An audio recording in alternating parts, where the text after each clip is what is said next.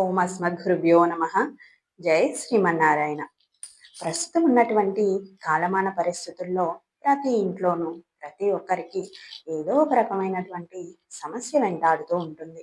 అనారోగ్య సమస్యలో, ఆర్థికపరమైనటువంటి సమస్యలో, శత్రువుల నుంచి సమస్యలు రావటం, సంతానం లేకపోవటం, లేదా ఆ సంతానానికి వివాహం కాకపోవటం, ఉద్యోగం లేకపోవటము, ఉద్యోగంలో అభివృద్ధి లేకపోవటము, ఇలా ఒకటేమిటి చెప్పుకుంటూ పోతే ఎన్నో రకాల సమస్యలు మనల్ని వెంటాడుతూ ఉంటాయి.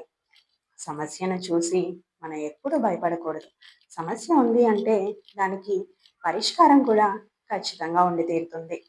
భగవంతుడి ప్రార్థనకు మించిన పరిష్కారం మరొకటి ఉండదు.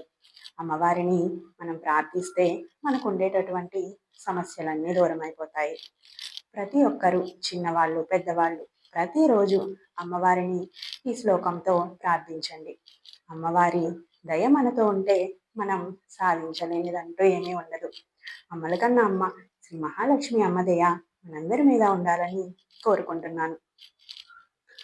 సువర్ణ వృద్ధిం కురు మే గృహే శ్రీః, సుధాన్య వృద్ధిం కురు మే గృహే శ్రీః, కళ్యాణ వృద్ధిం కురు మే గృహే శ్రీః, విభూతి వృద్ధిం కురు మే గృహే శ్రీః. జై శ్రీమన్నారాయణ.